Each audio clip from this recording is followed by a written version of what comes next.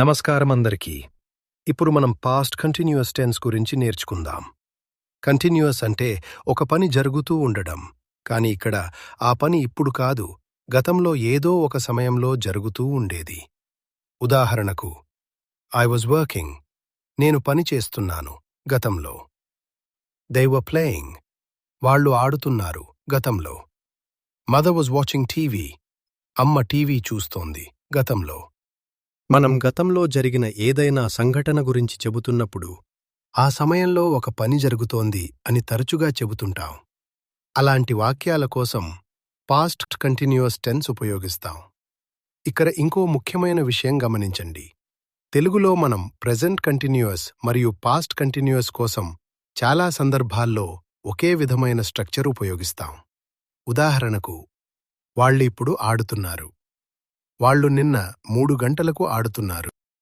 ఈ రెండు వాక్యాల్లోనూ తెలుగు స్ట్రక్చర్ దాదాపు ఒకేలా ఉంది, సమయం మాత్రమే మారింది. కానీ ఇంగ్లీష్లో అలా కాదు. ప్రెజెంట్ కంటిన్యూయస్లో యామ్, ఇస్, ఆర్ ఉపయోగిస్తాం. They are playing, she is watching TV. Past కంటిన్యూయస్లో వాజ్, వర్ ఉపయోగిస్తాం. They were playing, she was watching TV.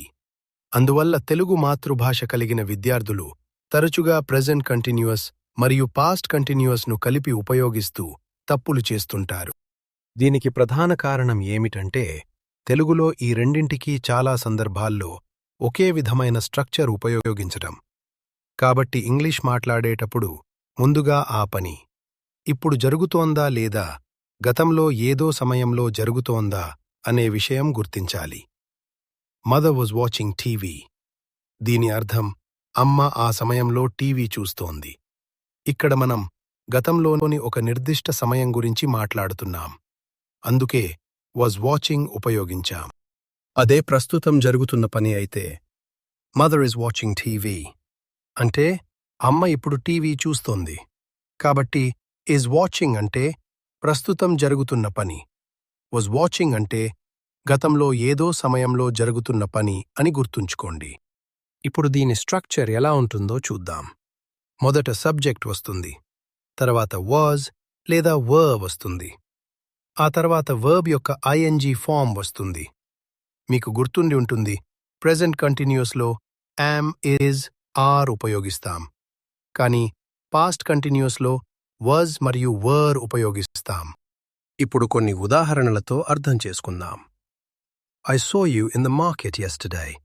నిన్న నేను మిమ్మల్ని మార్కెట్లో చూశాను. ఇది పాస్ట్ సింపుల్ టెన్స్.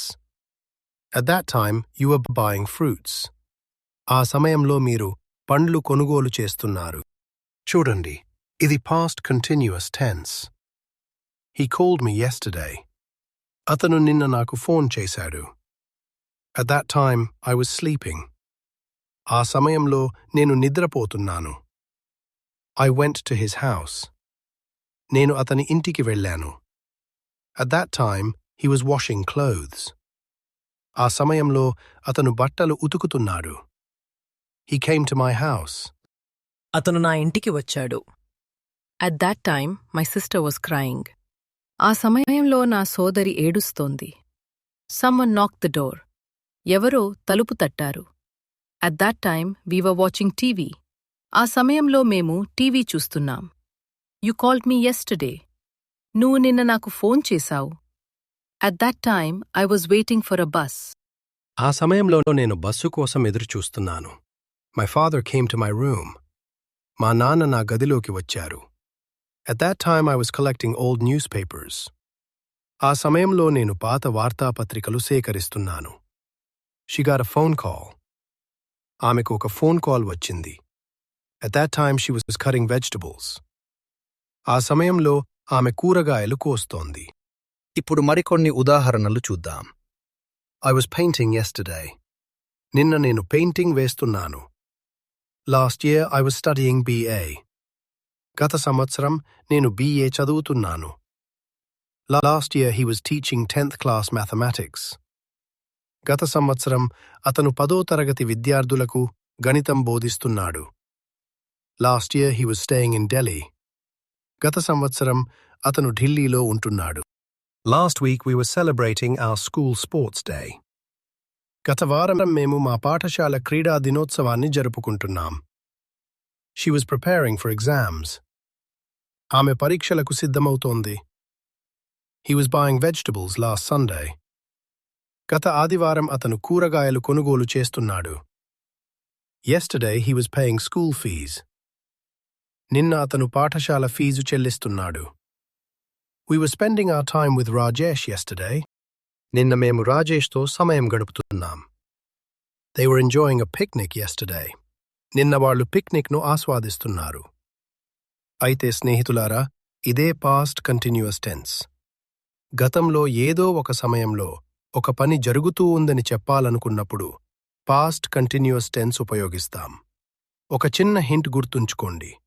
తెలుగులో చేస్తూ ఉన్నాను, చేస్తూ ఉన్నాడు, చేస్తూ ఉన్నారు అనే భావం వస్తే అది గతంలో జరుగుతున్న పని గురించి అయితే ఇంగ్లీష్లో సాధారణంగా పాస్ట్ కంటిన్యూయస్ టెన్స్ ఉపయోగిస్తాం. ఇప్పుడు మీరు ప్రాక్టీస్ చేయాలి.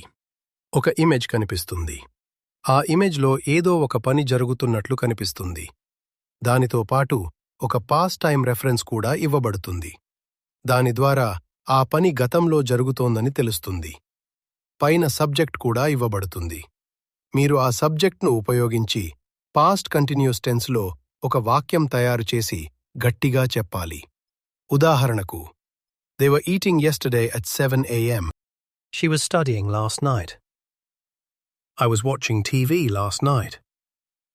ఇలాగే ప్రతి ఇమేజ్ను చూసి పాస్ట్ కంటిన్యూయస్ టెన్స్లో సరైన సెంటెన్స్ చెప్పాలి. గమనించండి, వాక్యంలో was లేదా were మరియు verb యొక్క ing ఫామ్ సరైన విధంగా ఉపయోగించాలి. మీరు ఎంత ఎక్కువగా గట్టిగా మాట్లాడి ప్రాక్టీస్ చేస్తే అంత త్వరగా పాస్ట్ కంటిన్యూయస్ యొక్క స్ట్రక్చర్ మీ మనసులో స్థిరపడిపోతుంది. అప్పుడు ఎక్కువగా ఆలోచించకుండా